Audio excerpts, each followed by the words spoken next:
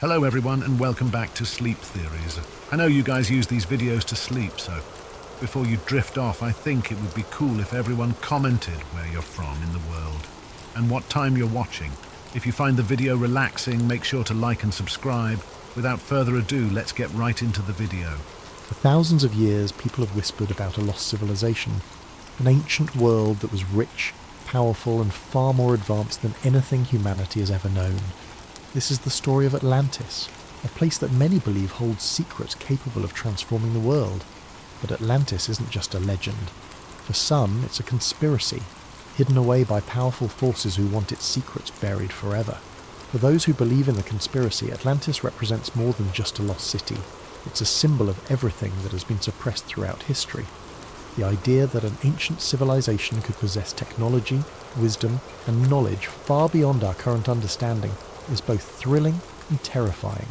What if the Atlanteans had harnessed the power to manipulate energy, cure diseases, or even travel across the stars? What if they had discovered truths about the universe that we are only beginning to understand today? And yet, despite the tantalizing possibility, Atlantis remains elusive, its true nature hidden beneath the sands of time and the depths of the ocean. This, to the conspiracy theorists, is no accident. They argue that powerful elites, whether governments, shadow organisations or ancient secret societies, have worked to keep the truth about Atlantis buried, believing that such knowledge could destabilise the world's current power structures. Imagine the upheaval that would follow if such a discovery were to be made public. Industries built on oil and energy would collapse. Technologies we have only dreamed of could become reality, and the entire way we understand human history might be turned upside down. The very fact that Atlantis remains unfound only strengthens the belief that these powerful forces are actively suppressing the truth. The story of Atlantis, then, is not just a story of a lost civilization. It is a story of control, of how those who hold power might go to extreme lengths to prevent the masses from uncovering a truth that could change everything. The conspiracy doesn't just suggest that Atlantis was a real place. It proposes that what Atlantis represents is so dangerous, so revolutionary, that it must be kept hidden at all costs. The story of Atlantis begins with the ancient Greek philosopher Plato, who around 360 BC wrote about an extraordinary civilization that existed 9,000 years before his time. In his dialogues, Timaeus and Critias, Plato described Atlantis as a vast island empire beyond the Pillars of Hercules, the area we now know as the Strait of Gibraltar. Atlantis was a civilization with unmatched wealth and power, boasting vast resources, advanced architecture, and knowledge beyond the understanding of other cultures. The Atlanteans, however, grew arrogant and morally corrupt, challenging even the gods. As punishment, the gods supposedly sent a cataclysmic disaster that sank the entire island in a single day and night, taking the city and its secrets with it to the bottom of the ocean. For centuries, many believed Plato's story was merely a legend or an allegory. But over time, Atlantis transformed from a mythical place into a real mystery, captivating explorers, archaeologists, and conspiracy theorists alike. The story grew as new theories surfaced, each claiming Atlantis might not only have been real, but might also hold answers to some of humanity's deepest questions. As explorers searched for Atlantis, they proposed countless possible locations. Some pointed to Santorini, a Greek island that suffered a massive volcanic eruption that wiped out a flourishing civilization around 1600 BC. Others looked to the waters off the coast of Spain, believing underwater structures found there might be remnants of the lost city. There were even more far-flung theories that placed Atlantis in South America, under Antarctica's ice, or in the Sahara Desert, where a strange ring-like structure known as the Richat structure, nicknamed the Eye of the Sahara, resembles Plato's description of concentric rings in the city's design. Beyond the search for a physical location, the mythological aspects of Atlantis have fascinated scholars and storytellers for centuries. In Greek mythology, Atlantis represents more than just a city. It's a symbol of humanity's reach for greatness and the tragic downfall that often accompanies it. Plato's account of Atlantis wasn't just about an advanced civilization. It was a tale of ambition, power, and ultimately, divine retribution. In his dialogues, Plato presents Atlantis as a place blessed by the gods, particularly Poseidon, the god of the sea. According to legend, Poseidon created Atlantis by carving an island for his beloved mortal wife, Cleito. They had 5 sets of twin sons who became the kings of the island, dividing it into 10 distinct kingdoms. The Atlantean kings ruled over the people and were initially just, wise, and aligned with the virtues Poseidon embodied: balance, power, and respect for nature. However, over generations, the Atlanteans began to drift from these virtues, becoming increasingly greedy, corrupt, and hungry for domination. Their once harmonious society fell victim to excess, losing touch with their divine origins. This moral decline is crucial to understanding Atlantis as a myth. The Atlanteans' downfall wasn't merely a result of natural disaster, but was symbolic of divine punishment. In the ancient world, myths often served as warnings, teaching that pride and moral corruption would invite the wrath of the gods. When the Atlanteans turned away from their principles, Zeus, the king of the gods, called a council to punish them for their hubris. In a single day and night, he sent earthquakes and floods that sank the entire civilization beneath the ocean, erasing it as if it had never existed.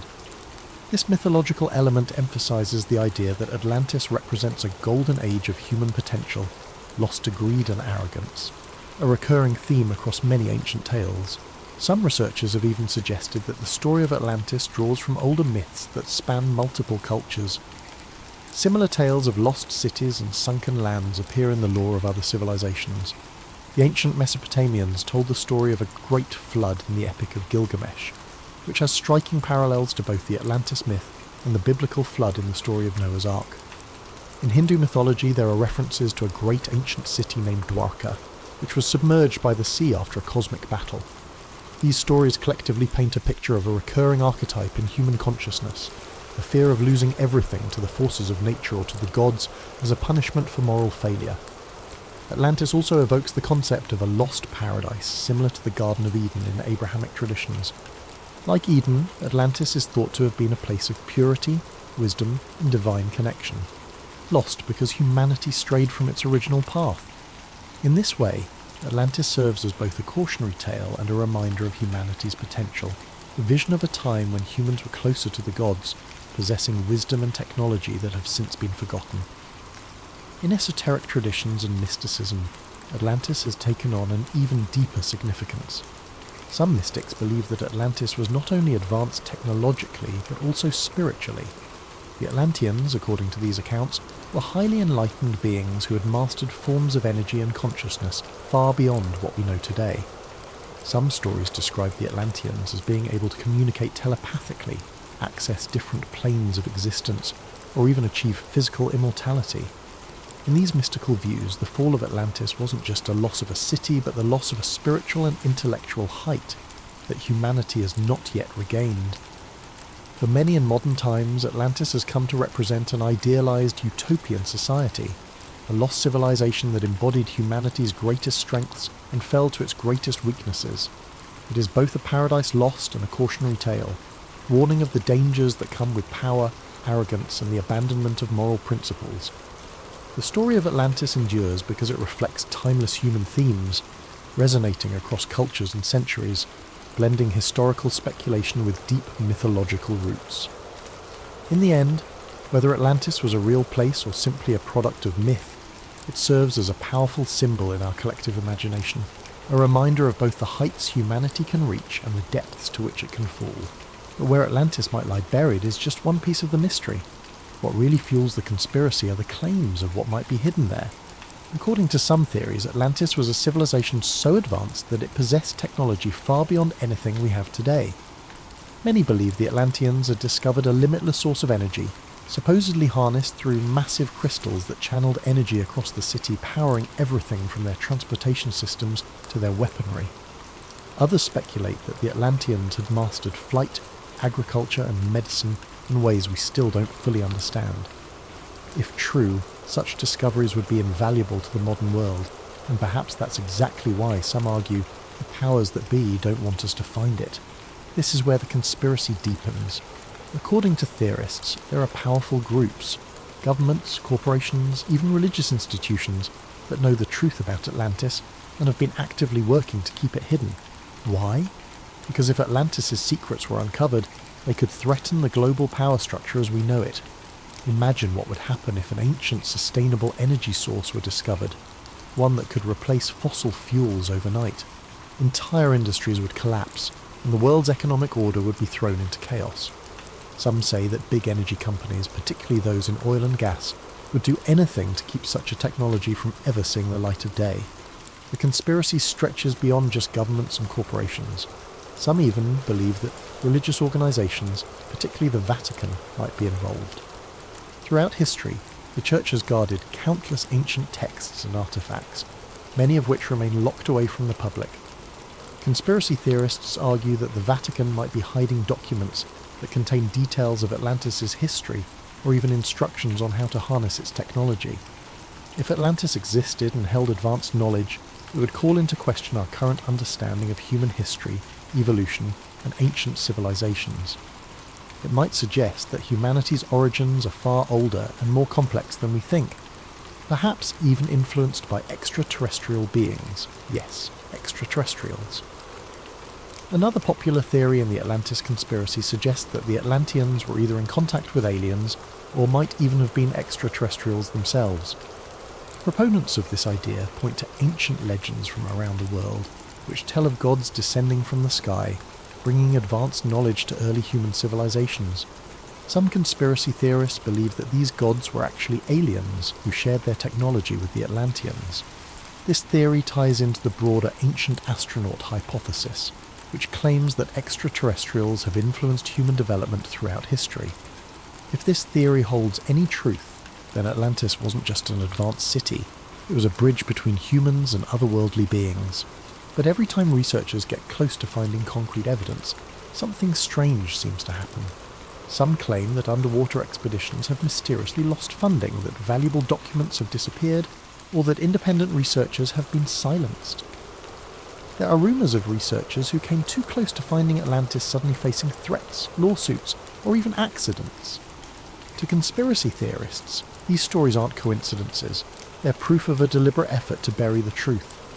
And while no one has officially confirmed the existence of Atlantis, modern technology has fueled new searches. Satellite imagery, underwater drones, and ground-penetrating radar are revealing more about Earth's hidden landscapes than ever before. Some claim that ancient structures on the ocean floor could be remnants of Atlantis, though these findings remain unproven. Still, every new discovery seems to bring more questions than answers. So, was Atlantis a real place? An advanced civilization that perished overnight, taking secrets of unimaginable power to the ocean floor? Or is it simply a myth? A story crafted by Plato to warn of the dangers of pride and hubris? For those who believe in the conspiracy, Atlantis is more than a cautionary tale. It's a hidden chapter in human history, one that's been intentionally erased.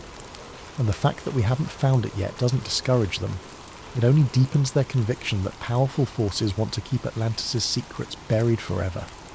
Whether Atlantis is waiting to be discovered under the waves or forever lost to history, its legend endures. And as long as there are those who believe in its secrets, the hunt for Atlantis and the conspiracy theories surrounding it will continue. But perhaps what keeps the legend of Atlantis alive isn't just the mystery of whether it existed, it's the tantalizing hope of what it represents. Atlantis stirs something deep in the human psyche, a fascination with lost knowledge, untapped potential, and the possibility of an ancient civilization whose achievements could still reshape our understanding of the world today. For believers, Atlantis is not just a piece of ancient history, but a blueprint for humanity's potential, a lost paradise that, if found, could open doors to discoveries beyond our wildest dreams. Some conspiracy theorists even suggest that Atlantis' secrets could include revolutionary technologies that we have yet to rediscover, like the ability to harness limitless energy, profound medical knowledge that could extend human life, and scientific principles that could explain phenomena still unexplored. These theories weave Atlantis into modern discussions of everything from quantum mechanics to alternative energy sources, implying that a trove of Atlantean wisdom might lie buried beneath the waves, capable of catapulting humanity into a new golden age. If only it could be unearthed. And yet, for as many who yearn to find Atlantis, there are those who believe that powerful entities have gone to great lengths to keep it hidden. They argue that governments, secret societies, and powerful corporations have suppressed evidence of Atlantis to maintain control. To these believers, it's no coincidence that promising discoveries vanish or that funding for Atlantis research is mysteriously pulled. They believe that a world order dependent on fossil fuels, financial hierarchies, and centralized power would have everything to lose if Atlantis, and the technologies it may have possessed, were ever uncovered. Even more mystically inclined theorists claim that Atlantis holds keys to spiritual truths and enlightenment, suggesting that the Atlanteans had access to higher levels of consciousness, or even contact with celestial beings. Some argue that Atlantis was a civilization that bridged humanity and the divine, with its knowledge guiding humans to higher planes of existence, until that knowledge was lost, either through human folly or deliberate erasure. For these believers, rediscovering Atlantis could mean reclaiming a path towards spiritual awakening, allowing humans to reconnect with an ancient divine understanding of the universe and our place within it. So as modern technology improves and underwater exploration pushes into new frontiers, the question remains, will we ever uncover the secrets of Atlantis? Is it possible that sonar scans or satellite imagery might someday reveal a submerged city, finally proving Atlantis was real? Or will it remain forever shrouded in mystery, protected by the ocean's depths and the weight of millennia? Perhaps it's this very elusiveness that keeps Atlantis alive in our imaginations.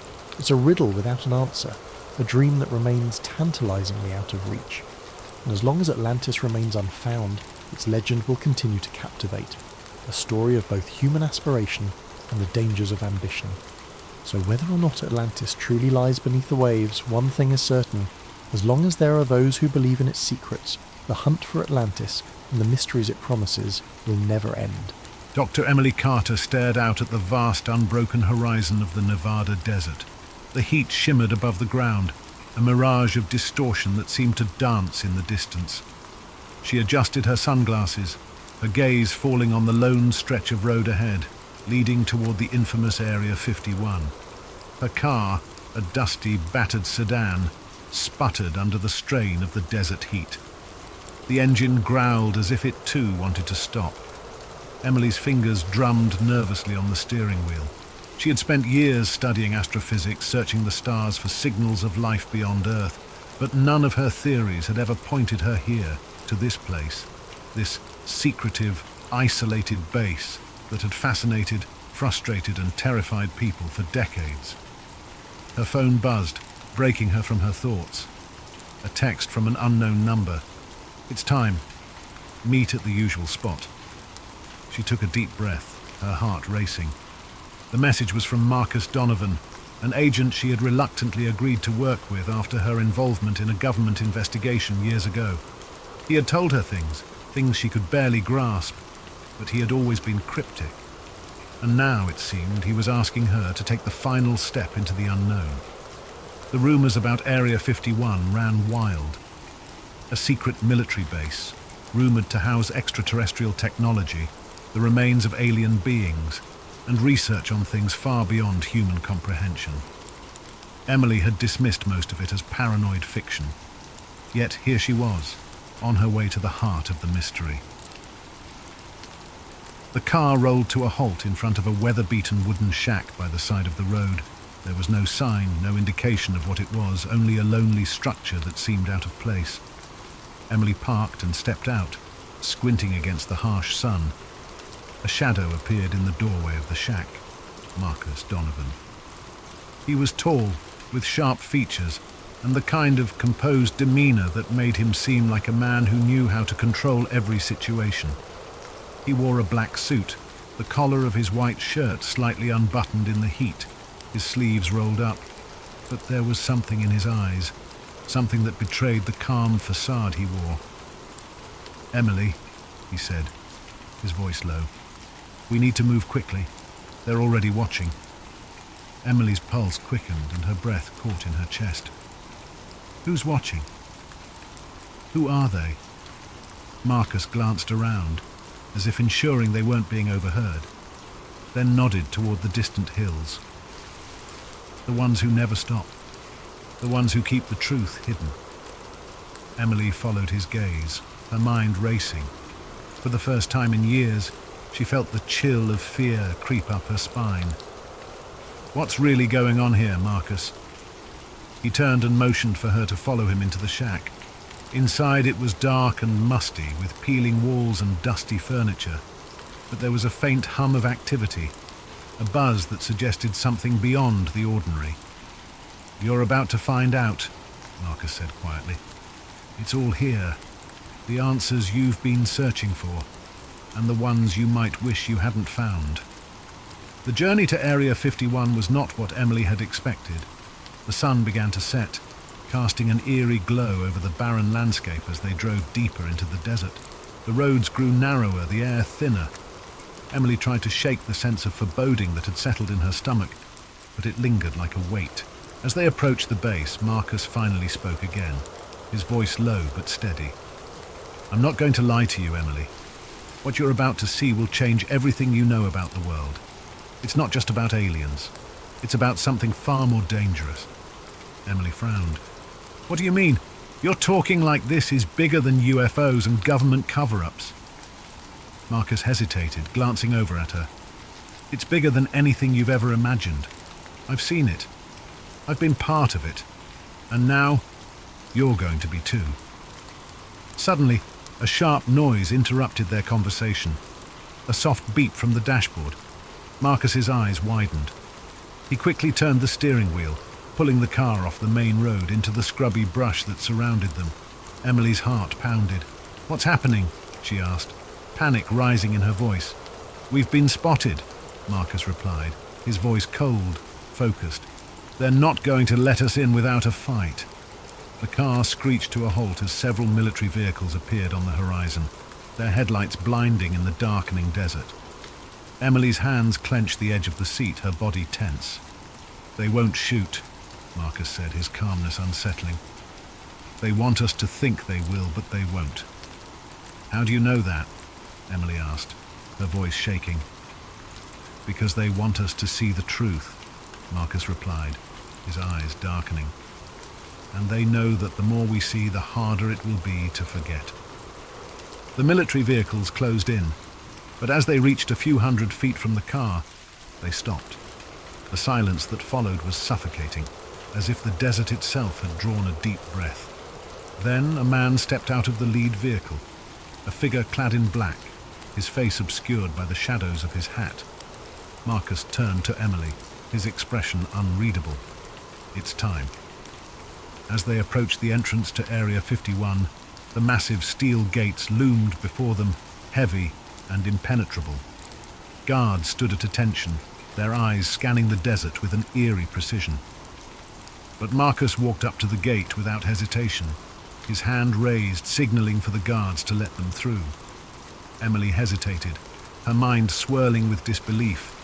She had read all the reports, heard the wild stories, but none of it had prepared her for the feeling of stepping into this forbidden zone. "What are we going to see in there?" she whispered. Marcus didn't answer immediately. Instead, he looked at her with a knowing expression. "What you see and what you learn will be more than you can handle, but you have to choose, Emily. If you walk through that door, you can't unsee what's inside." The gate creaked as it slowly swung open, revealing the darkened expanse of Area 51 beyond. The base seemed to stretch out forever, an isolated world tucked away in the heart of the desert. Bright floodlights illuminated the towering structures in the distance, casting long, sharp shadows across the ground. Despite the presence of armed guards and military vehicles, there was an unsettling stillness about the place. Marcus led Emily through the gate without a word, his expression unreadable. As they passed the first checkpoint, Emily's skin prickled. There was something unnervingly quiet about the base.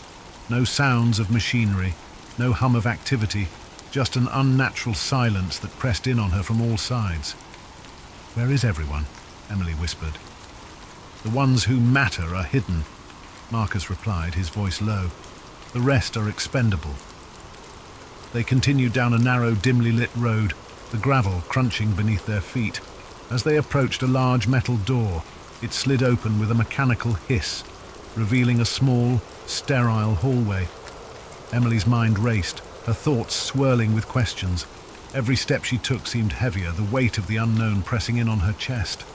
Inside, the air smelled faintly of antiseptic and ozone, and the walls were lined with cold, unforgiving metal.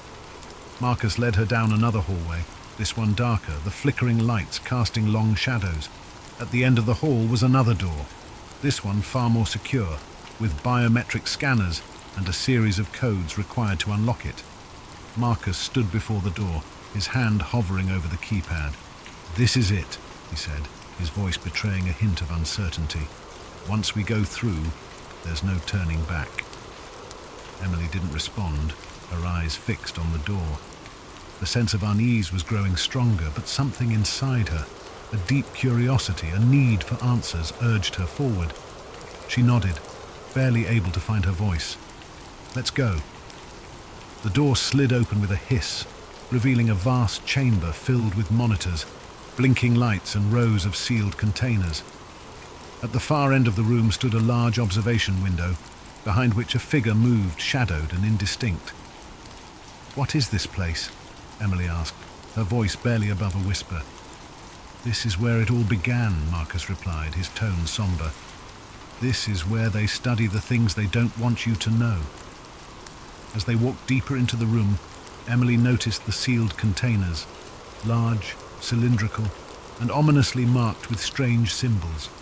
Some were cracked open, revealing objects that seemed out of place, pieces of metal, crystalline structures, and devices that defied explanation. She couldn't make sense of it all, her scientific mind struggling to comprehend what her eyes were seeing. "This is..." She swallowed hard. "This is impossible." Marcus stopped in front of one of the containers, his expression hardening. "That's what they want you to believe." Emily stepped closer, peering through the glass.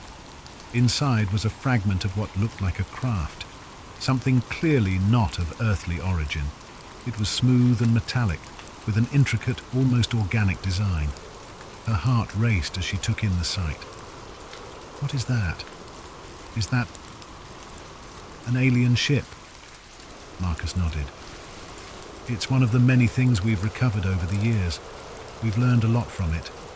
Too much, in fact, but not everything." Emily's eyes darted from one container to the next, her breath quickening. There were dozens of them, each holding something different. A piece of a body, a fragment of a ship, strange artifacts she couldn't begin to understand. But the one thing that stood out above all the others was the object in the center of the room. It was a cube. The cube was encased in a transparent, airtight chamber, the surface of it glowing faintly with an otherworldly light. It seemed to hum, sending vibrations through the air. Emily felt an inexplicable pull toward it, a sense of wonder and dread intertwined. "Is that..." She couldn't finish the question. "That's the key," Marcus said, his voice quiet. "The one thing that can change everything." Emily stepped closer to the cube, her fingers itching to reach out, to touch it. But something stopped her. An unspoken warning in the air, a sense that even standing this close to it was dangerous. "What does it do?" Emily asked, her voice barely above a whisper. Marcus didn't answer immediately. Instead, he looked at her with a mixture of admiration and regret. "It's not something you can just understand. It's not from our world. It doesn't obey our laws of physics or logic. It communicates in ways we can't explain." Emily's eyes widened. "Communicates?" Marcus nodded. "It has a consciousness of its own. At least we think it does. We've been studying it for years, trying to unlock its secrets. But every time we get closer, the consequences get worse." "Consequences?" Emily asked, her heart pounding. "What kind of consequences?" Marcus hesitated, looking down at the floor. "The kind that make people disappear, the kind that change your perception of reality, and the kind that draw attention we don't want." Before Emily could respond, a loud alarm suddenly blared through the facility, its shrill sound cutting through the tense silence. Red lights flashed, casting an eerie glow over the room. Marcus's face turned pale, and he grabbed Emily's arm, pulling her toward the door. "They found us," he said, urgency creeping into his voice. "We need to go now." "What's happening?" Emily demanded, struggling to keep pace as Marcus pulled her down the hallway. "There's no time to explain. Marcus replied, his voice tight. "They know we're here. They're going to shut everything down."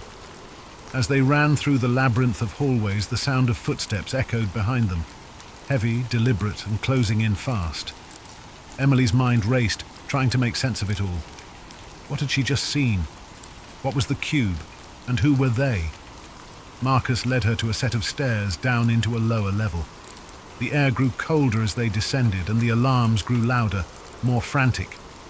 When they reached the bottom, Marcus stopped, pressing his hand against the wall. A hidden door slid open, revealing a small, dimly lit room. Inside was a control panel, humming with activity.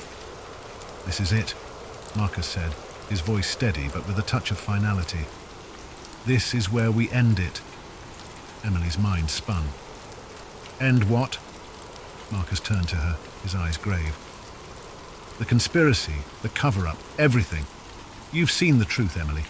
But now you have to decide whether you want to expose it to the world or let it stay hidden forever."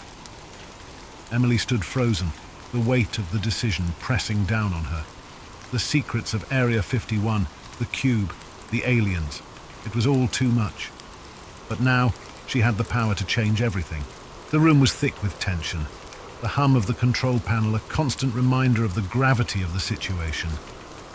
Emily's heart raced as she looked at Marcus, who was now standing near the console, his fingers hovering above the keys.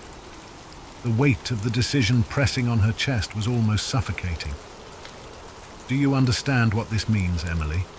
Marcus asked quietly, not looking at her. "If you expose this, there's no going back.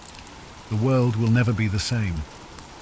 Emily took a step forward, her mind whirling. The images from the observation room, alien bodies, strange artifacts, and the glowing cube were burned into her memory. It was all real. This wasn't some wild conspiracy or government cover-up. This was something much bigger. And now she had the chance to change everything. But could she really do it? "What happens if we just leave?" Emily asked, her voice hoarse. "If we walk away, let it all stay buried?" Marcus didn't answer right away. His face was unreadable as he studied the control panel. The alarms were still blaring, growing louder by the second. It was clear that the security systems were in full lockdown mode. "They'll come for us," Marcus said, his voice dark. "But if we leave, we're just another pair of bodies they'll bury to protect their secret. And nothing will change. The world will go on, blind to what's really out there." Emily's breath caught in her throat. She knew he was right.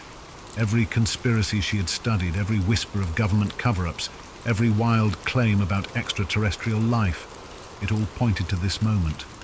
The truth was out there, and she had the power to bring it to light. "Do you want to know what they really fear, Emily?" Marcus continued, his tone grim. "It's not just the public finding out about the aliens. It's what happens when the world finally knows. People won't just accept it. They'll demand answers, and those answers will shatter everything. The economy, governments, religions, everything people think they know will be called into question. That's why they've kept it hidden for so long." Emily took a deep breath. The thought of the chaos that would follow a revelation of such magnitude was terrifying. But it also felt like a weight had been lifted from her shoulders. The truth had to come out. People deserved to know. But the cube. Her eyes darted to the chamber across the room, still glowing faintly. She remembered the hum, the strange pull it had on her, as if it were calling to her, asking her to understand. There was more to this than just aliens or technology. There was something else, something deeper. She stepped toward the control panel, her hand shaking as she reached out to Marcus. "What happens if I activate it? The cube, I mean. What does it do?" Marcus's face paled slightly, and for the first time Emily saw a flicker of fear in his eyes. "I don't know. We've tried to interact with it, tried to learn from it, but it doesn't work the way anything else does. It's not just a piece of technology. It's alive. It reacts to human presence, to thought. Some of us believe it might even be a kind of gateway, or perhaps a communication device. but activating it could have consequences we can't predict. It might expose us to things we're not ready for. Emily hesitated, her fingers hovering just above the control panel. She thought about the decades of silence, the secrecy, the lives that had been lost to protect whatever was inside this base. "Then we need to find out," she said, her voice steady. "We can't leave here without understanding what it really is." Marcus didn't argue. Instead, he stepped back, giving her space. "You're right, but you have to make sure you're ready for what's coming. Whatever happens, you can't undo it." Emily nodded, steeling herself for what was ahead. She took a deep breath and pressed the button. The room shook. At first it was a subtle vibration beneath her feet, like a low-frequency hum running through the walls, but then it intensified, the floor trembling as if the entire building was being affected by something far beyond human comprehension. The cube's glow grew brighter, pulsing in rhythm with the vibrations. The air around them seemed to thicken, distorting in the unnatural light. Emily's skin tingled, as though the very atmosphere had changed. "What's happening?" Emily asked, her voice rising in panic. "Is this supposed to happen?" "I don't know," Marcus shouted over the noise. "Get away from it!" But it was too late. The light from the cube suddenly exploded outward in a blinding flash, engulfing the entire room. Emily threw up her arm instinctively, shielding her eyes from the intensity of the light. The sound was deafening, like the roar of 1,000 voices, all speaking in unison. And then everything went still. The silence was absolute. Emily opened her eyes slowly, cautiously. The room around her was exactly the same, except for one thing. The walls, the ceiling, the floor, they all seemed to shimmer, as if reality itself had been altered. The faint hum that had filled the room was now gone. In its place was an eerie stillness. Marcus was standing next to her, his face pale, his eyes wide with disbelief. What just happened?" Emily whispered. I don't know," Marcus muttered, his voice shaky. "But we've activated something we weren't supposed to." Suddenly the control panel lit up, displaying a series of strange alien symbols. The screen flickered as though something was trying to communicate with them, something beyond human understanding. Marcus took a step back, his face hardening. "This isn't good. We need to leave. Now." Before they could react, the door to the room slammed open and armed guards rushed in, their weapons raised. They were followed by several men in suits, high-ranking officials from the government. "Dr. Carter," one of the suited men said, his voice cold, his face expressionless. "We were hoping you'd cooperate, but it seems you've already made your choice." Emily's heart sank. She had hoped they might still have a chance to control the situation, to get the truth out to the world. But now, it was clear that there would be no easy way out. "You'll come with us," the man continued, his voice turning icy. "You've seen too much, and now you'll never leave." Marcus took a step forward, his hand subtly resting on the weapon at his side. But before he could say anything, Emily spoke, her voice firm. "Number, I'm not going anywhere." The officials exchanged glances. There was a shift in the air, a palpable tension that hung over the room. Emily didn't know what they would do next, but she knew one thing. She wasn't going to let them erase everything she had just uncovered. The truth was out there, and no matter the cost, she would make sure the world knew it. The air in the room was thick with tension, a quiet, simmering threat hanging over every word. Emily's mind raced, her thoughts darting from one possibility to the next. The glowing cube hummed softly, as though it was still alive, still reaching for something, or someone. Her heart pounded in her chest, the weight of her choices sinking in.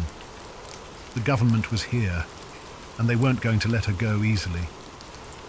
The suited man who had spoken before stepped forward, his cold eyes locking onto hers. He was tall, with dark, slicked-back hair and a face that betrayed no emotion. Behind him, the guards held their weapons at the ready, their fingers twitching toward the triggers. "I don't know what you're dealing with, Dr. Carter," the man said, his voice smooth yet filled with an unspoken threat. You've activated something you cannot control, something that was never meant to be touched by human hands. Emily stood her ground, her mind spinning, but her resolve hardening with every passing second. What is it? What is the cube? What does it do? The man's lips curled into a thin, humorless smile. You wouldn't understand. No one could. But that doesn't matter anymore. The damage is done. Now we have to clean up your mess. Marcus moved slightly behind her, his hand still hovering near his sidearm, but he didn't make a move. Emily could feel the tension radiating off him, but he didn't seem ready to fight. Not yet, anyway. The suited man raised his hand, signaling to the guards to lower their weapons. We're not here to kill you, Doctor. Carter, not yet, anyway. We're here to take you to a more secure location. Secure location, Emily repeated, her voice rising with disbelief. You mean a prison? The man's expression remained impassive. You've seen too much, and you've exposed the cube. Now, there are forces at play that neither of us can control. We need to understand what it's doing, and you're the only one who can help us. Marcus spoke up, his voice low but filled with venom. You think you can control it? After everything we've learned, you have no idea what it's capable of. The man's eyes flicked toward Marcus, a glimmer of irritation crossing his face. We don't need your assistance, Mr. Donovan. We've been handling these matters far longer than you've been alive. Emily stepped forward, her gaze unwavering. You're lying, she said. You're hiding the truth. All of this, every last bit of it, it's been a cover-up. You're afraid of the power of that cube, and you want to suppress it, bury it before it exposes everything. The suited man's eyes narrowed, his jaw tightening. He didn't respond immediately, but the threat in the air grew heavier. The guards behind him shifted their weight, clearly prepared for whatever action might come next. That's enough, the man finally said. We'll be taking you to the holding facility now. Any resistance and we won't hesitate. Emily's heart raced. She knew she couldn't let them take her. She couldn't let them silence her, not when she was this close to the truth. The cube had already reacted to her presence, and she felt it again. A strange, pulsating sensation, as though it were alive and aware of what was happening. And then, something happened. The humming from the cube intensified, filling the room with an eerie vibration that seemed to penetrate the walls. The lights flickered, casting long, distorted shadows. The air grew thick and heavy, as though something else was trying to break through, to enter this space from somewhere beyond. One of the guards stepped forward, raising his weapon. What the hell is happening? The suited man's eyes widened, his hand flying to his earpiece. We're not alone, he said, his voice suddenly tense. Before anyone could react, a strange noise filled the room, a low, guttural sound, like a hum mixed with a distant roar. The walls seemed to ripple, warping in a way that defied logic. And then, in the blink of an eye, the air shifted. The guards froze, their weapons now pointed at nothing. Emily turned, her breath catching in her throat as she saw what had appeared. The room was no longer the sterile metallic facility she had been standing in. Instead, the walls were gone, replaced by an endless black expanse, dotted with distant shifting lights. The floor beneath them had become an unrecognizable surface, shimmering like water, though it was solid. This isn't possible, one of the guards stammered, his voice shaking with fear. Where are we? What happened? Emily's mind raced. The cube had done this. Somehow it had opened a portal. No, not a portal. It was something deeper, something that connected dimensions, timelines, worlds. She didn't know how or why, but it was clear now. The cube wasn't just a piece of technology. It was a doorway to something far greater, far more dangerous. The suited man looked frantic, his hands shaking as he tried to recalibrate the control panel, but it was useless. The panel was dead, the symbols on the screen flashing erratically. Nothing responded. This is impossible, he muttered, almost to himself. The cube was never meant to activate like this. It was supposed to stay dormant, sealed away.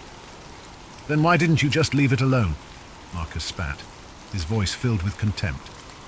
Why did you think you could control something so far beyond your understanding? The suited man turned, his face pale, his eyes wild. You think you're in control now? You think the cube just did this on its own? You have no idea what you've unleashed. Emily looked around at the distorted alien landscape that now surrounded them. Then what is it? What is the cube? Why does it have this power?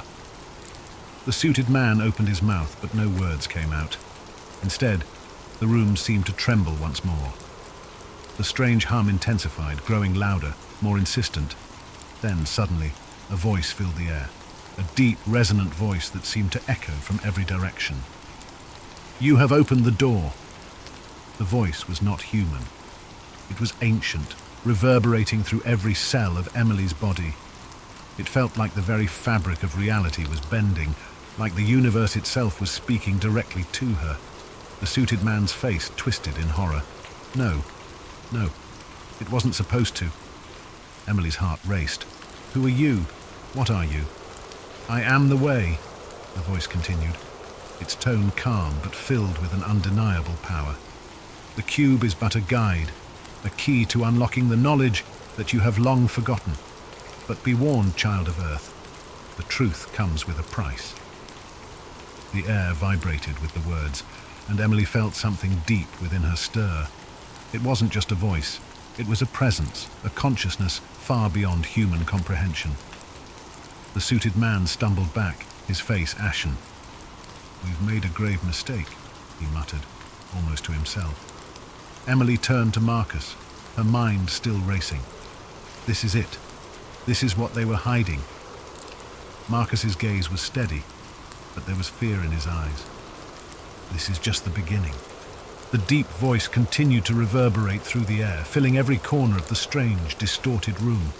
The ground beneath them shimmered like liquid glass, reflecting fragmented images of alien worlds, distant stars, and technologies far beyond human comprehension. The suited man's face twisted in terror, his hands shaking as he grasped for the control panel that no longer worked.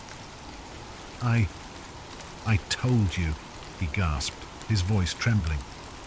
This was never supposed to happen. Emily turned to Marcus, her mind racing, her body humming with the energy that filled the room. The cube, now pulsating at the center of it all, had opened a doorway to something incomprehensible, a force that none of them were prepared for.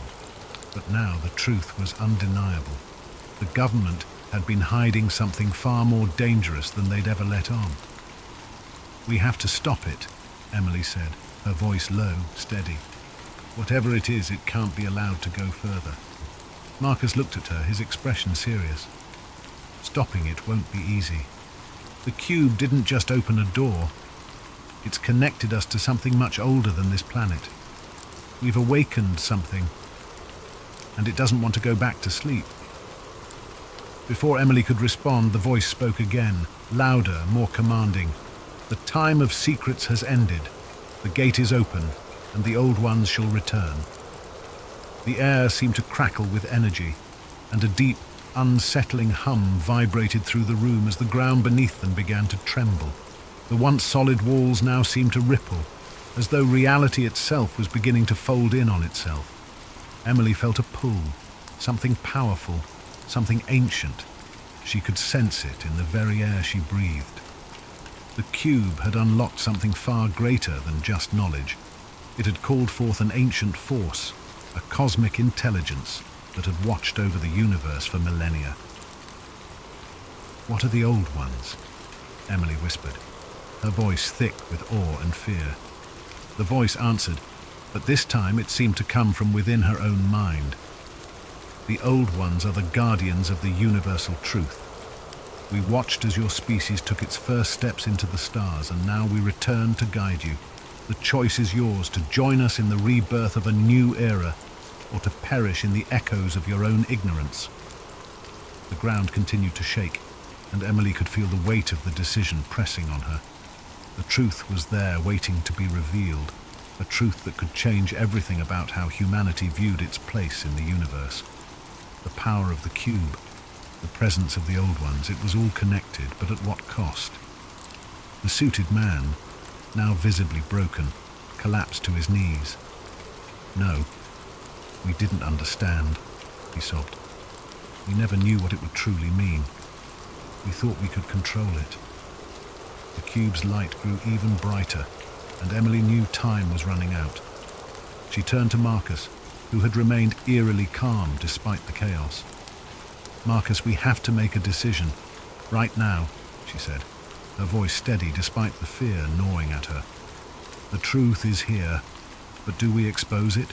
Do we let the world know what's really out there? Marcus stared at the cube, his face shadowed with the weight of the moment. We can't unsee it, he said softly. The truth is already out there, Emily. But whether the world is ready for it, that's another question. The ground trembled again, and the voice spoke once more urgent this time. The gateway is closing. The choice must be made now. Emily took a deep breath, her hands shaking. She knew what had to be done. The world couldn't stay in the dark forever. Humanity needed to understand its place in the grand scheme of things, even if it meant the collapse of everything they knew. She stepped forward closer to the cube, feeling its energy surge through her. We have to reveal it, she said firmly. We can't let them hide it anymore. The world deserves to know the truth. The old ones, they're offering something beyond our understanding. But they're also giving us the choice to change, to evolve. She turned toward the suited man, who was still kneeling on the ground, his face filled with desperation. You have to help us, she said. The world is about to change, and you can't stop it. All you can do now is help us share it.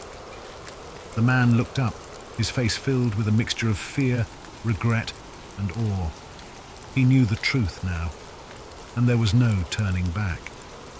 But as Emily moved to activate the final sequence, the cube pulsed once more, its energy crackling violently. She hesitated, sensing something was wrong. A loud, screeching noise filled the room, followed by a flash of light that blinded them all. When the light finally faded, everything was still. The room was back to its original state. Its walls, floors, and lights were all exactly as they had been when they first entered. But something had changed. The energy in the air felt different, heavier, charged with a sense of finality. Marcus stepped forward, glancing around. What just happened? Where did it go? Emily felt a cold shiver run down her spine. The cube was gone, and in its place, there was a single simple message on the control panel. The truth has been set in motion. There is no going back. The voice of the old ones had fallen silent, but its presence still lingered in the air, as though they were watching, waiting. Emily knew that whatever happened next, the world would never be the same. The truth about the cube, about the forces beyond their comprehension, had been set in motion. Humanity was on the cusp of something far greater than they could have ever imagined, but the price had already been paid, and now the future would unfold, whether they were ready for it or not. Ethan didn't remember a time in his life when he didn't feel out of place.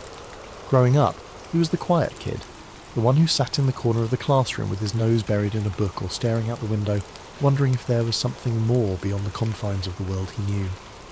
While his friends grew excited about parties, clubs, and futures mapped out in clean, predictable lines, Ethan felt only a creeping dread, an unshakable feeling that something was missing. He'd often felt like he was standing at the edge of something vast, a place beyond his understanding, and he'd wondered if he might accidentally stumble into it one day. His life had been ordinary, perhaps too ordinary, and sometimes he thought that was the scariest thing of all. He spent most of his free time chasing stories and curiosities, unexplained mysteries, urban legends, and tales of things that couldn't be. The Backrooms was one of his favourites. He first read about it on a forum late one night, an innocuous post titled, "If you're not careful, you might slip between the cracks and nowhere into the back rooms." The premise was simple, terrifying. The Backrooms were a hidden dimension, an endless maze of empty, yellowed rooms, a place you could fall into if you weren't careful, disappearing from the world as you knew it. The idea left him with a chill that lingered long after he'd closed his laptop. To some part of Ethan, the back rooms didn't just sound like a horror story. They sounded like something real, a hidden layer of reality lurking just beneath the surface, waiting for the right or wrong person to find it. He even dreamed about it sometimes. His curiosity deepened into a quiet obsession, and he'd spend hours researching theories, reading accounts from people who claimed to have seen glimpses of it or felt its strange pull in the periphery of their lives. This fascination made him feel alive, but it also made him reckless. He began to wonder what it would feel like to slip between the cracks himself, to see if a place like the back rooms could really exist. He'd explore abandoned buildings on weekends, walk the quiet, empty halls of his university late at night, always searching for something just out of reach. It became his ritual, a strange comfort that filled the gap he couldn't explain, that constant need to find something beyond the mundane. It was a normal Thursday afternoon, and Ethan was on his way home from a late night of studying in the library. He was tired, his head aching from hours of staring at his laptop screen. His thoughts were muddled as he waited for the elevator to take him down to the parking lot. When the doors finally slid open, he stepped inside, pressed the button for the ground floor and closed his eyes, leaning against the wall for a moment. That was when it happened. With a sharp jolt, the elevator stopped, sending a shock through Ethan's body and jolting him upright. He opened his eyes, blinking in confusion, but there were no lights, no numbers indicating what floor he was on. Only a dim, sickly yellow glow filtered through the tiny window in the elevator door. Confused, he pressed the door open button, hoping to see something familiar. The doors shuddered open with a creak, revealing a room, not the parking lot, not even the dimly lit hallway of his university building. Just an empty room with faded, peeling wallpaper and harsh fluorescent lights buzzing overhead. Ethan hesitated, peering out into the strange expanse. The wallpaper was an ugly, sickly yellow, dotted with tiny, unrecognisable stains, and the floor was covered in cheap industrial-grade carpet that looked damp in places. The hum of the lights seemed louder out here, a grating drone that wormed its way into his skull. He felt his stomach churn, a deep primal unease settling over him. Taking a deep breath, he stepped out of the elevator. The doors closed behind him with a loud clang, but when he turned around, the elevator was gone. Nothing but an empty wall stood where it had been. Panic started to creep in as he took a step back, then another. This can't be real, he whispered to himself. His voice sounded strange, swallowed by the space around him. He turned, looking around, but all he could see was a vast stretch of identical yellow-tinted rooms. There was no end in sight, only more walls, more corners leading into more of the same. He tried calling out, his voice echoing faintly, swallowed by the relentless hum of the lights. "Hello? Is anyone here?" Silence answered him, thick and oppressive.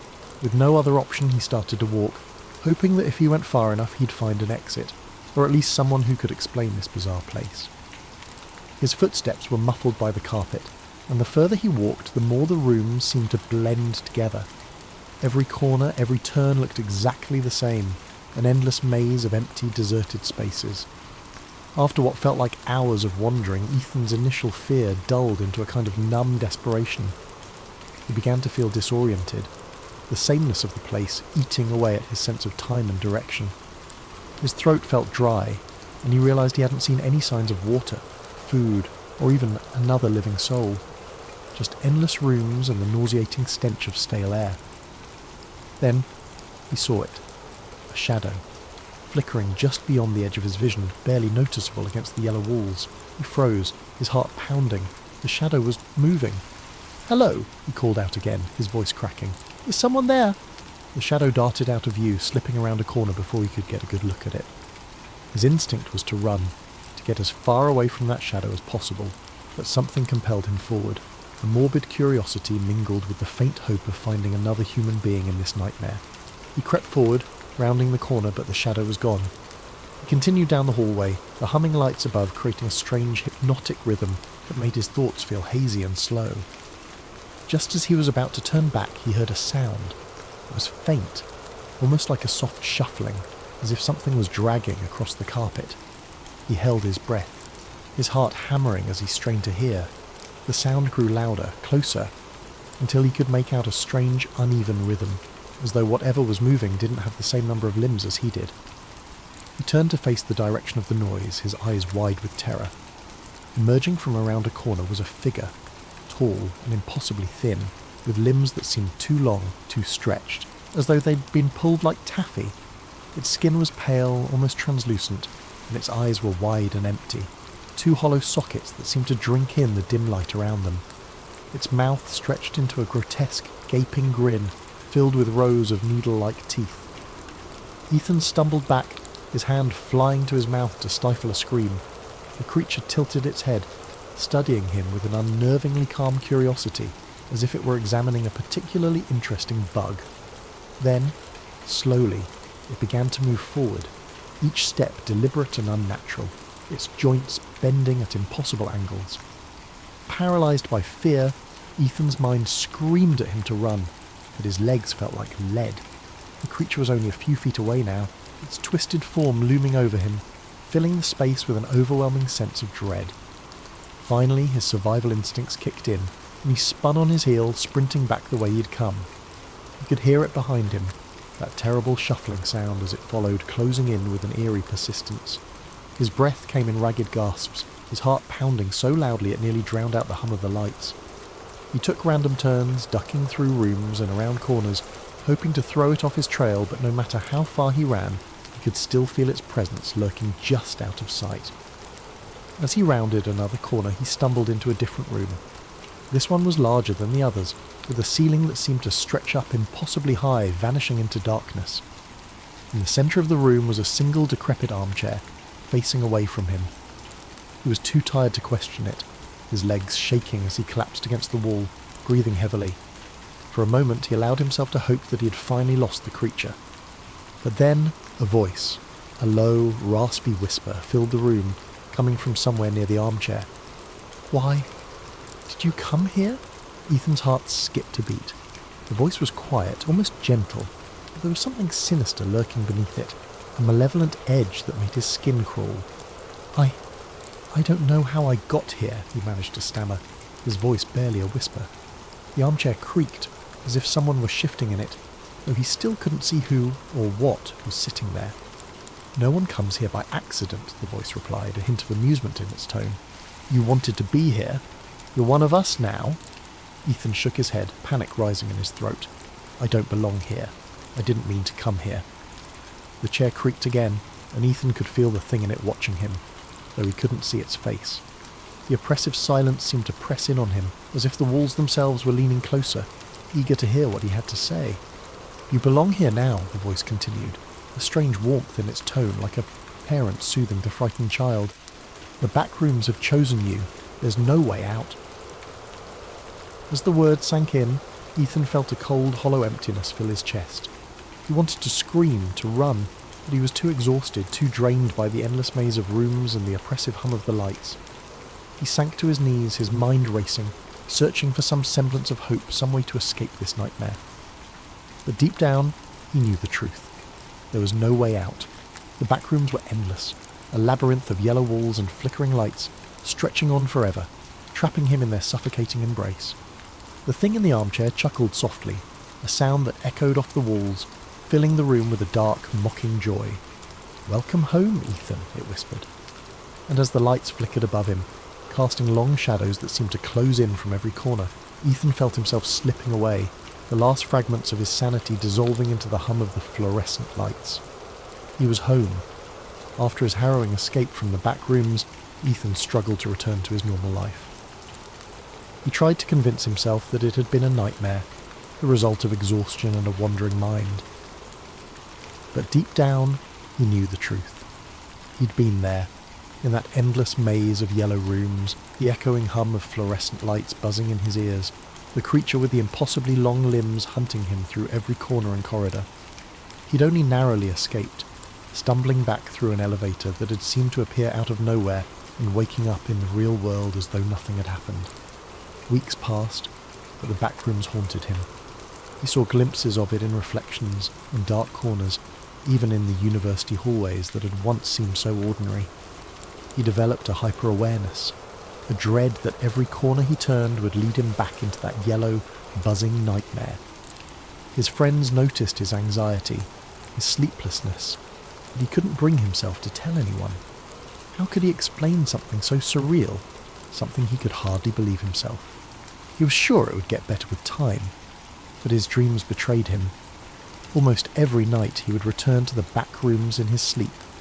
He would wander through its endless corridors, its stale, musty air thickening with every breath. No matter how he tried to direct his dream, no matter how aware he became, he was always drawn deeper into the maze. And in every dream the creature was there, lurking in the shadows, watching him with those empty eyes, that horrible grin. One night Ethan jolted awake, sweat pouring down his face, the hum of the fluorescent lights still ringing in his ears. His pulse pounded as he sat in the darkness of his room, clutching his bedsheets. It was a nightmare, just a nightmare, he told himself over and over.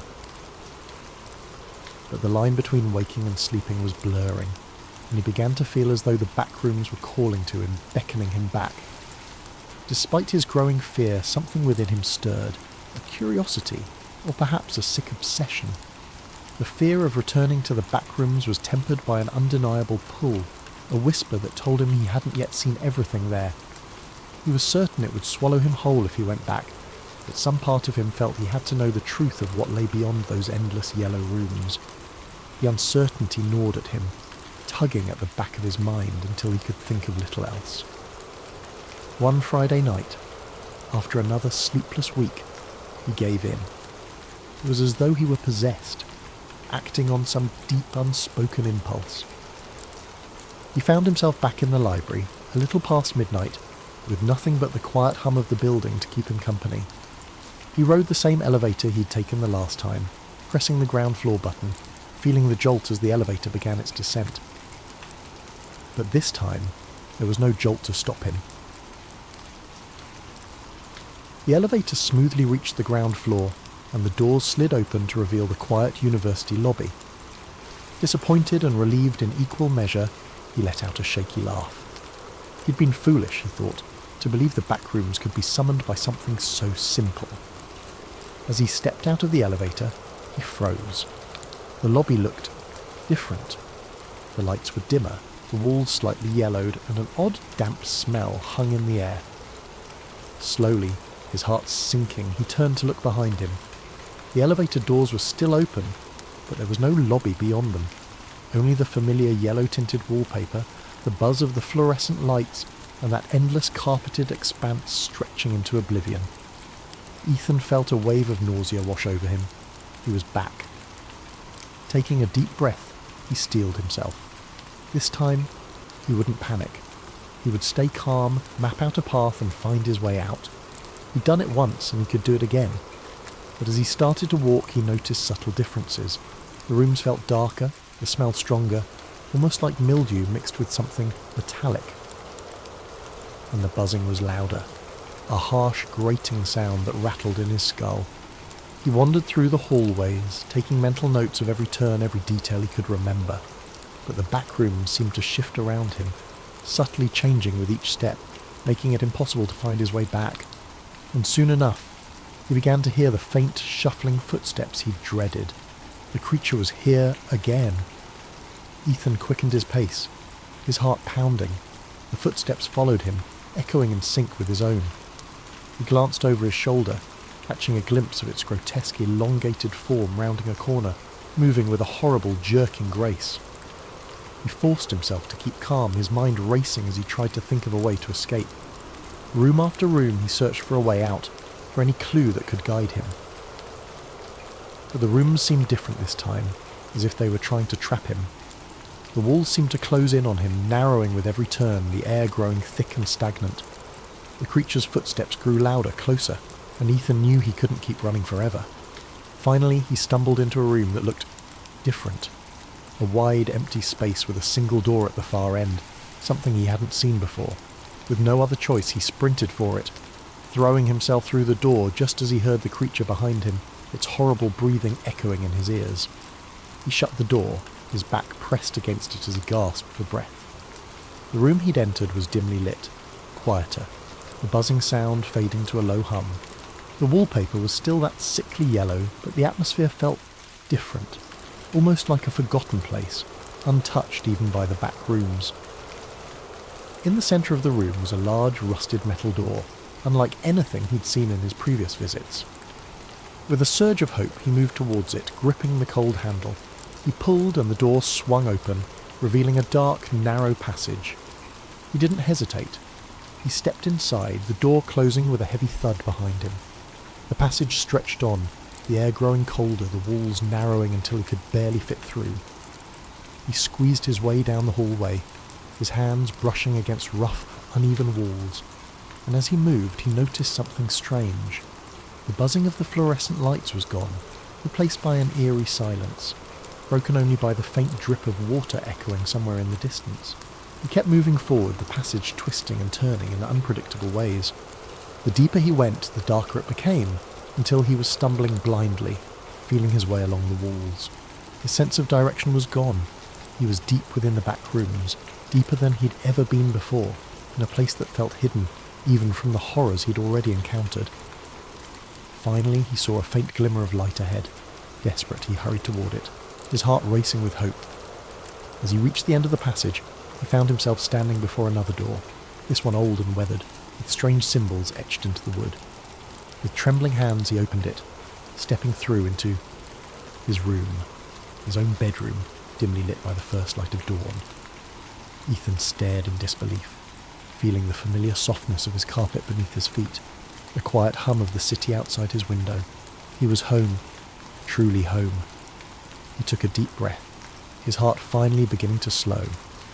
For a long moment, he simply stood there, letting the reality of his escape wash over him. The back rooms had let him go. Somehow, he'd finally escaped. But as he sank onto his bed, exhausted, he couldn't shake the feeling that the back rooms were still with him, lurking in the shadows of his mind. The buzzing of the fluorescent lights, the stale smell, the creature's hollow eyes, all of it haunted him, a presence he could feel even in the safety of his room. And then he realised with a shiver that the room felt colder than usual. A subtle, creeping chill filled the air, seeping through the walls, brushing against his skin like fingers trailing ice. His breath fogged in the dim light, something that had never happened before in his cosy apartment. It was as though the warmth and safety he'd known here had been drained, replaced with the oppressive, stagnant atmosphere he'd left behind. Ethan sat up, glancing around. Everything looked normal. The posters on his walls, his desk cluttered with notes, the blanket he'd thrown carelessly to the side. But the silence was deafening. Outside his window, the familiar city sounds were gone, replaced by a dead, heavy stillness. He reached for his phone to check the time, but the screen remained blank, lifeless. His heart began to race as he tapped the screen over and over, but the device was unresponsive, a dark mirror reflecting his own fearful expression. Slowly, he became aware of a faint, almost imperceptible sound, a noise he'd tried so hard to forget. The low, ominous hum of fluorescent lights. It was faint at first, a murmur on the edge of his hearing, but as he listened it grew louder, filling the room with that same mind-numbing buzz. Ethan stood up, gripping his bedpost for support as he scanned his surroundings. The walls of his room seemed to shift subtly, the wallpaper taking on a yellow tint, faded and stained, as if something had leached the colour out of it. The air thickened, that familiar smell of mildew creeping in, the metallic tang that clung to his senses. His stomach twisted with a dawning, sick realisation. "No," he whispered, his voice trembling. "No, I got out. But the room only continued to change, morphing around him. His bed stretched longer, the carpet rippled into endless patches, the door faded from view, leaving nothing but an expanse of yellowed walls and buzzing lights. The familiar furnishings of his room vanished entirely, swallowed by the sickly expanse. As he backed up, his foot collided with something soft yet solid, a familiar thick patch of carpet. His heart dropped, and he turned, dread curling in his stomach. The backrooms had found him again, and this time, he feared, it would never let him go. Ellis James had been fascinated with birds for as long as he could remember. As a child, he'd spend hours perched on the windowsill of his family's modest suburban home, watching sparrows flit between the branches of the maple tree in their front yard. While other kids played video games or rode bikes, Ellis would lose himself in the delicate motions of wings and beaks, the way the tiny creatures seemed to exist in a world just slightly out of reach. His father, a quiet man with a love of nature, had been the one to introduce Ellis to birdwatching. Every Sunday morning the two would wake up before dawn and drive out to the nearby wetlands, binoculars in hand. Ellis could still remember the way the early light shimmered on the water, the air filled with the sharp calls of herons and the soft chirps of wrens. His father would point out each species, describing their habits and migrations with the kind of reverence most people reserved for gods. "Birds of freedom," his father once said. "They don't belong to anyone, they just are." When Ellis was 11, his father passed away suddenly, a heart attack stealing him away in the middle of the night. For weeks afterward, Ellis found himself retreating to their favourite birding spots, clutching his father's old field guide and straining to hear his voice in the rustling leaves. The birds became his solace, their songs filling the silence his father had left behind. As Ellis grew older, his passion for birds only deepened. He joined local bird-watching groups, attended conservation lectures, and devoured every book on ornithology he could find. He even toyed with the idea of becoming a wildlife biologist, though life had a way of steering him elsewhere. Instead, he ended up in a corporate job that paid the bills but left him yearning for the wild. Birdwatching remained his sanctuary. On weekends he'd escape to parks and reserves, binoculars around his neck and notebook in his pocket. He found joy in the little things, the flash of red on a cardinal's wing, the looping call of a wood thrush. But in recent years something had started to feel off. The birds seemed fewer, their songs quieter. Some of his favourite species hadn't shown up in the usual places, and he'd begun to notice strange patterns in their behaviour. He dismissed it at first, blaming climate change or urban expansion. Then came the conspiracy theory. At first, Ellis laughed it off like everyone else. Birds aren't real? Absurd. But the more he heard about it, the more it gnawed at him. The internet was flooded with memes and evidence. Everything from grainy videos of pigeons moving robotically to supposed whistleblowers claiming to have worked on secret avian surveillance projects. Ellis didn't want to believe it. Birds had been his constant, his connection to his father and to a world beyond human constraints. The idea that they could be something artificial, something controlled, was unthinkable. But all that changed the day he found the pigeon. But lately there was a shadow over his passion. The internet had exploded with a bizarre conspiracy theory: birds aren't real. According to its adherents, the creatures he loved so much were government surveillance drones in disguise.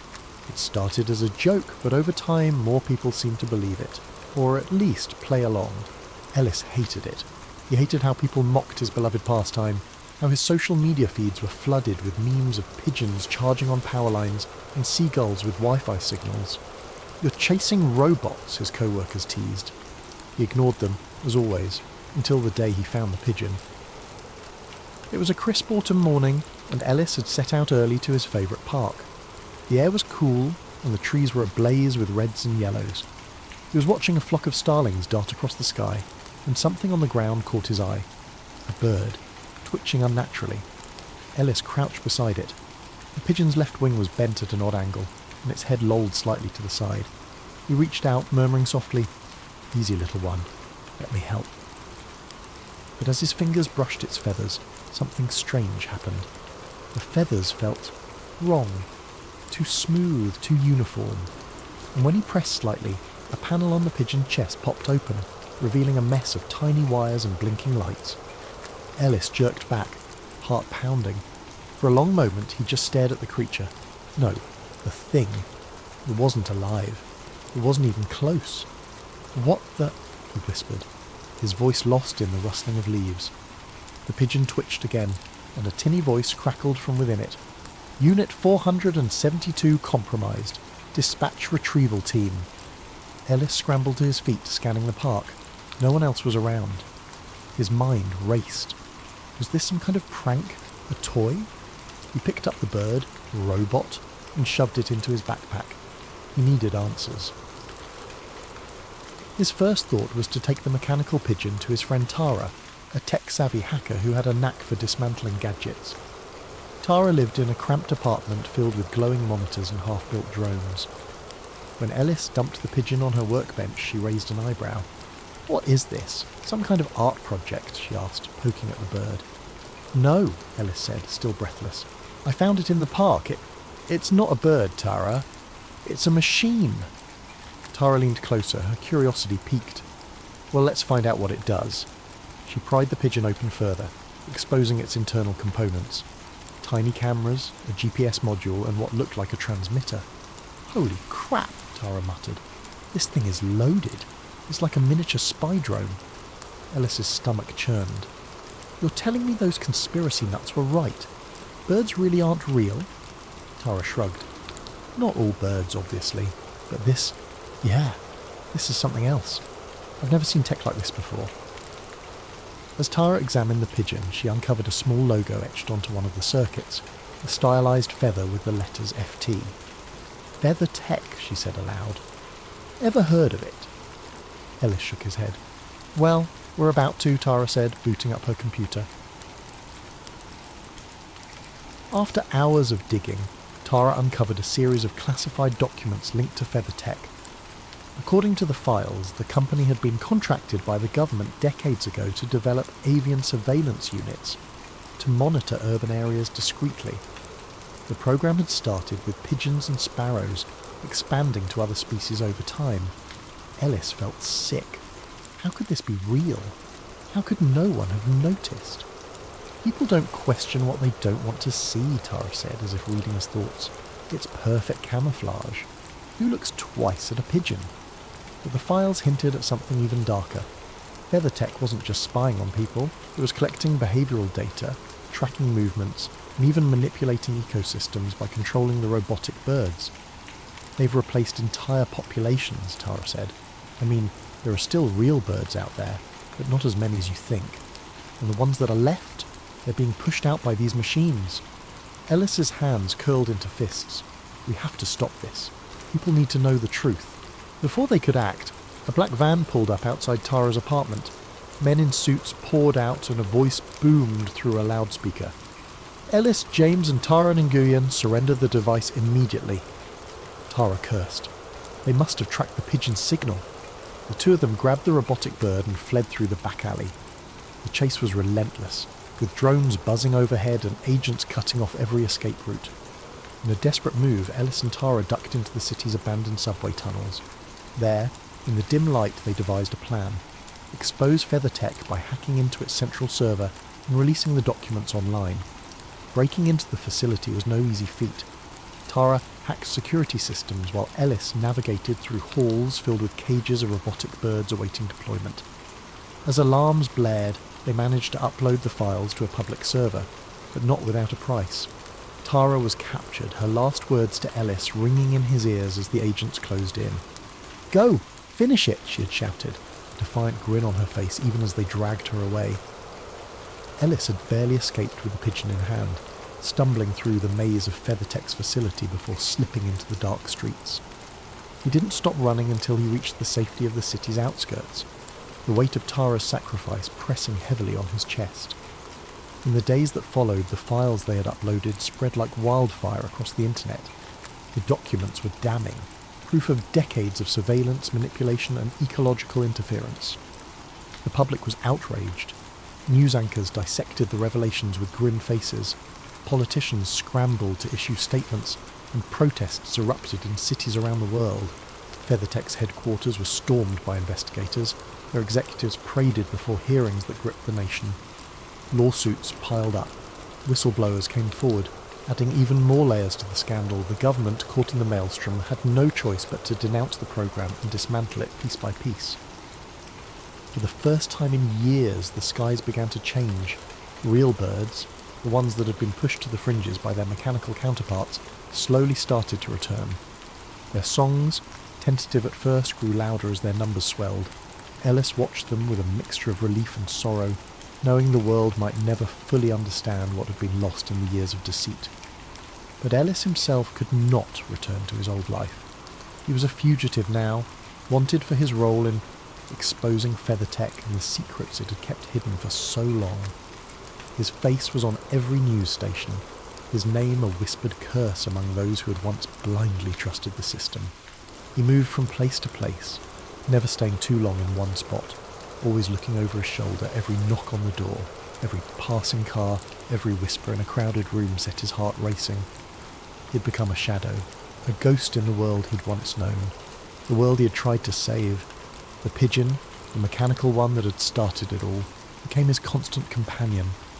It was a reminder of the battle he'd fought, the risks he had taken. He could feel its presence with him, even when it was hidden away in the bottom of his pack, the weight of its metallic form a burden and a beacon all at once. It was a symbol of everything that had gone wrong and everything that still needed to be righted. But it also carried the questions that lingered in Ellis's mind, the nagging doubts that refused to be silenced. Had he truly uncovered everything? Had he even scratched the surface? Or had he only exposed the tip of the iceberg, unaware of the far-reaching consequences of his actions? As the days passed, Ellis began to realise that the world was changing, but it wasn't clear if it was for the better. While the government had promised transparency and accountability, whispers of similar programs began to surface. New forms of surveillance, new ways to monitor and control. The fight wasn't over, not really. The shadow of Feathertech might have been lifted, but there were darker forces at play, and Ellis could no longer ignore them. They had made him a fugitive, but the government wasn't the only one with secrets. There was a deeper, more insidious network behind everything, one that hadn't been exposed yet. Ellis could feel it, like a weight pressing down on his chest, and he knew one thing for sure. The battle was far from over. The world was changing, but it wasn't clear if it was for the better. While the government had promised transparency and accountability, whispers of similar programs began to surface. New forms of surveillance, new ways to monitor and control. The fight wasn't over. Not really. Ellis found himself drawn to the wild places, far from the cities and the machines. He spent his days in forests and wetlands, watching the skies and recording the songs of the real birds. They were louder now, freer. He liked to think they were reclaiming what had always been theirs, and yet he couldn't escape the nagging doubt that followed him like a shadow. Every time he saw a pigeon perched on a power line or a seagull circling above, he wondered, was it a real bird, or one of the remnants of Feathertech's program? Were they truly gone, or had they simply gone deeper underground, hiding in plain sight? Sometimes he thought he could tell the difference. The real ones moved with a kind of grace, a spontaneity that the machines could never quite replicate. But other times, he wasn't so sure. A crow might tilt its head just a little too precisely, or a sparrow might follow him for miles, its eyes unblinking. One evening, as he sat by a quiet lake, he noticed a lone pigeon land on the grass nearby. It cocked its head, watching him in a way that felt almost intentional. He held his breath, waiting for some sign, some clue to its nature. "Are you here to watch me?" he murmured softly. The bird didn't answer, of course. It simply fluffed its feathers and stared out over the water. Ellis smiled to himself, shaking his head. Perhaps it didn't matter anymore. Whether real or mechanical, the birds were still here, still a part of the world, and so was he.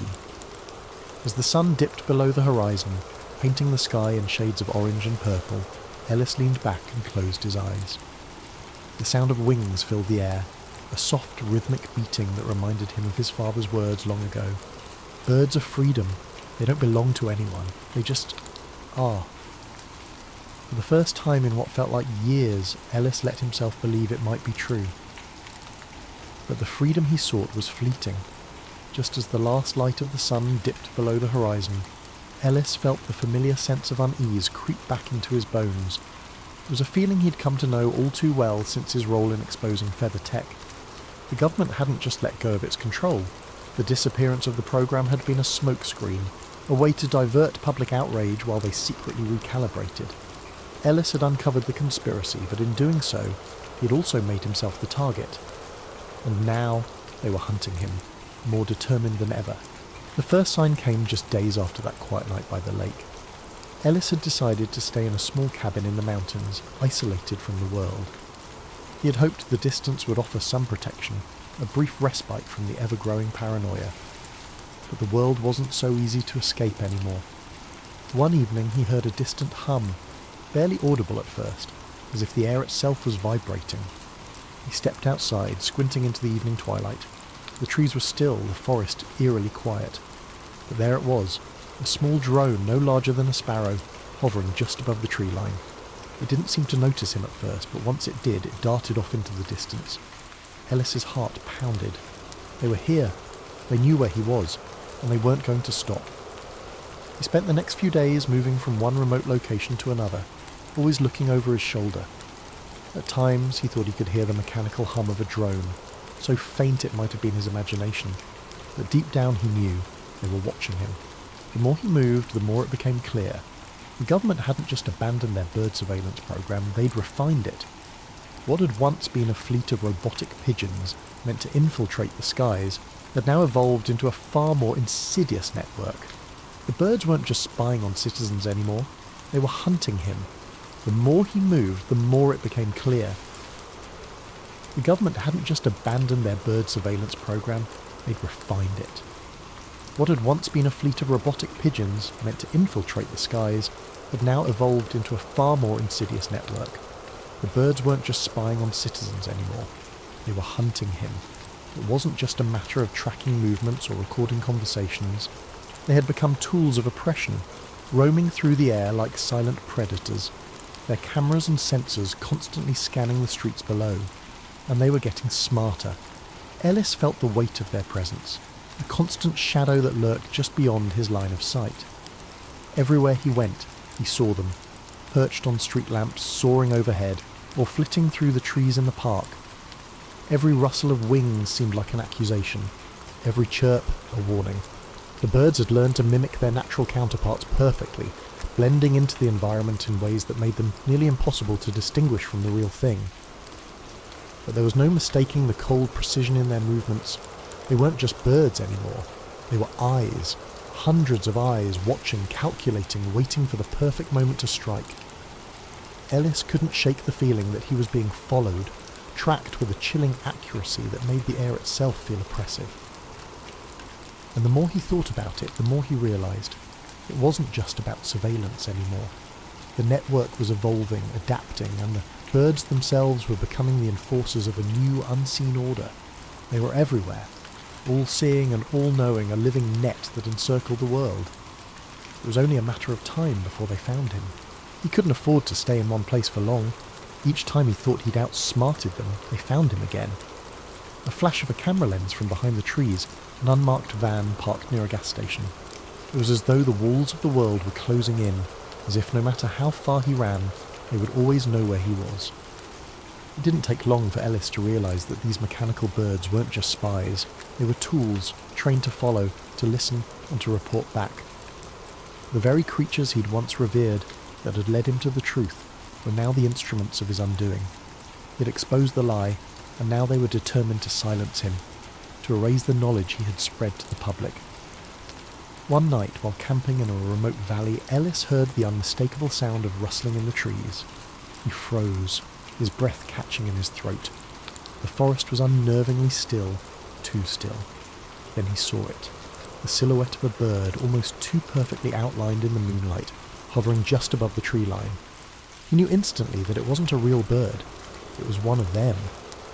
Without hesitation, Ellis grabbed his gear and ran into the trees, the hum of the drone behind him growing louder with every step. He darted between the trees, desperately trying to evade the mechanical pursuit. The pursuit wasn't just relentless, it was precise. Every move he made, the birds seemed to anticipate, always a step ahead. In his frantic escape, Ellis realised the horrifying truth.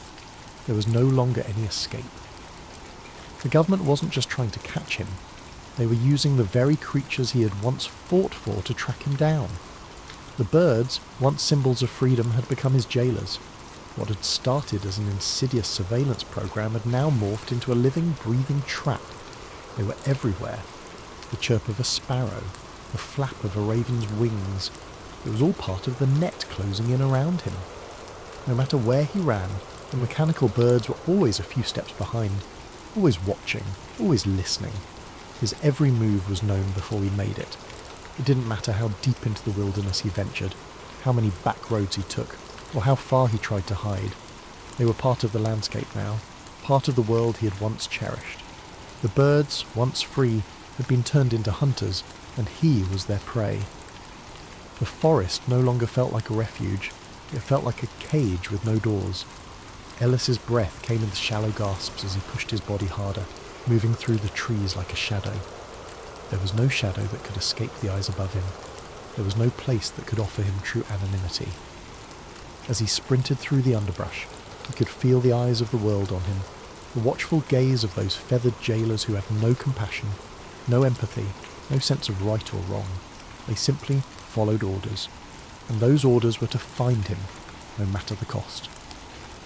As he ran through the forest, he caught a glimpse of another bird in the sky, its sleek mechanical body glinting under the moonlight.